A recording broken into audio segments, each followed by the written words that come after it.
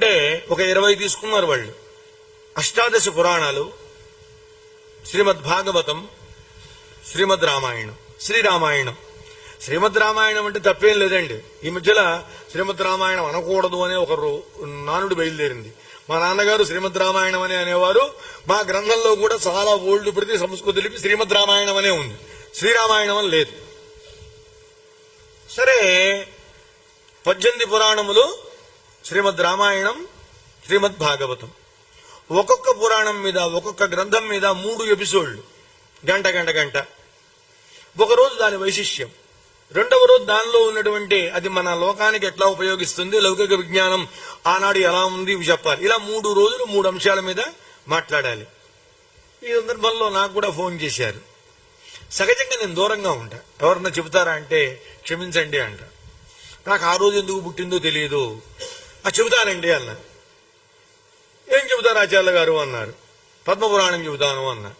వారన్నారు పద్మపురాణం కాదు ఇంకోటి చెప్పండి అన్నారు. అది కూడా ఒక రకంగా నా నెత్తిన పాలు పోసినట్టు అయిందండి. అయితే కూర్మ పురాణం చెబుతానండి అన్న. కూర్మ పురాణం అండి చెప్పండి అన్నారు. సరే, షూటింగ్ డేట్లు అవి ఇచ్చారు.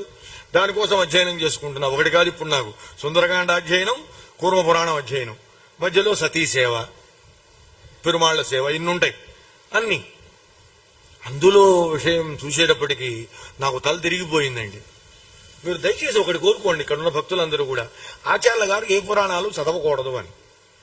ఎందుకంటే చదివానా అది మీకు చెప్పందే నాకు తోచావు. ఇప్పుడు తల్లి కనుక ఏదన్నా ఒక వంటకం చేసింది అనుకోండి, పిల్లలకు పెట్టకుండా ఉండగలదా అండి? మళ్ళీ మాట, పరమేశ్వరుని యొక్క అద్భుతమైన యథార్థ స్వరూపాన్ని శ్రీ కూర్మ పురాణం వివరించిందండి.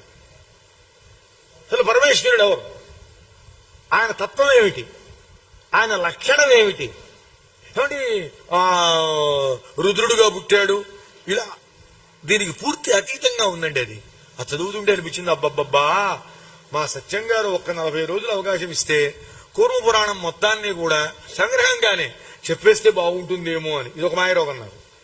ఇప్పుడు నన్ను అడగలేదు, ఎందుకంటే అది ఏం లేదు, మనం తెలుసుకున్న తర్వాత ఆ అంశాన్ని నలుగురికి మనం ఒక్కసారి గనక పంచుకోగలిగితే, ఆ అంశాన్ని గనక చెప్పగలిగితే నేను ధన్యుణ్ణి అవుతానండి.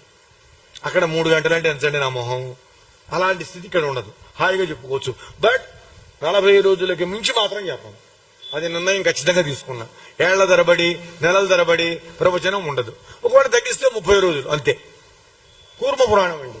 నేను ఇంకో మాట మనవి చేస్తున్నా మీకు, భవిష్యత్తులో మీరు నేర్చుకోవాలి, తెలుసుకుందామనేటువంటి తపనతో మాకు ఫలానా పురాణం కావాలి అన్నా కూడా చెప్పేవాళ్ళు దొరకడం మాత్రం చాలా అసాధ్యంగా ఉందండి. ఇప్పుడు ఆయన నానా అవస్థ పడితే అతి కష్టం మీద 18 మంది దొరికారు. సముద్రాల రంగరామానుజాచార్యులు గారేమో రామాయణం మీద మాట్లాడతారు, మల్లాప్రగడ శ్రీమన్నారాయణమూర్తి గారు భాగవతం మీద. ఇక్కడి నుంచి మేము అంత అద్భుతం, అబ్బా ఇంత గొప్పగా ఉంటుంది ఆ పరమేశ్వర స్వరూపం, తత్వం అని నేను చాలా ఆశ్చర్యపోయాను. ఏది, కూర్మ పురాణాన్ని విని. మరి అంత మహానుభావుడే పరమేశ్వరుడు, ఆయన అంశే హనుమంతుడు. మరి అటువంటి మహానుభావుడైనటువంటి హనుమంతుల వారు ఎలా ఉంటాడు అసలు బయలుదేరేటువంటి సమయంలో? చూడండి, ఇక్కడ సీత తనంతట తానుగా వెళ్ళలేదు. ఎక్కడికి? లంకా పట్టణానికి. బలాత్కారంగా, బలవంతంగా తీసుకుపోబడింది. తతో రావణ నీతాయా, రావణుని చేత తీసుకుపోబడిందండి. ఆమె రాలేదు, ఆమెకు ఇష్టం లేదు. విశ్వ ప్రయత్నం చేసింది ఆవిడ వాడి బారిన పడకుండా ఉండాలని. కానీ దుర్మార్గుడు బలవంతంగా తీసుకెళ్ళాడు, గట్టిగా పట్టుకుని 10 చేతులతో ఇలా పట్టుకుని తీసుకెళ్ళాడండి. మీకు అరణ్యకాండలో సాక్ష్యం ఉంది దానికి. వాడు అసలు వాడికైతే ఆ రథం ఉంది, గుర్రాలున్నాయి, సారథి ఉన్నాడు, ఏమీ లేకుండా చేశాడు జటాయువు. సావు తప్పి కన్నులు లొట్టబోయేట్టు చేశాడు వీడిని.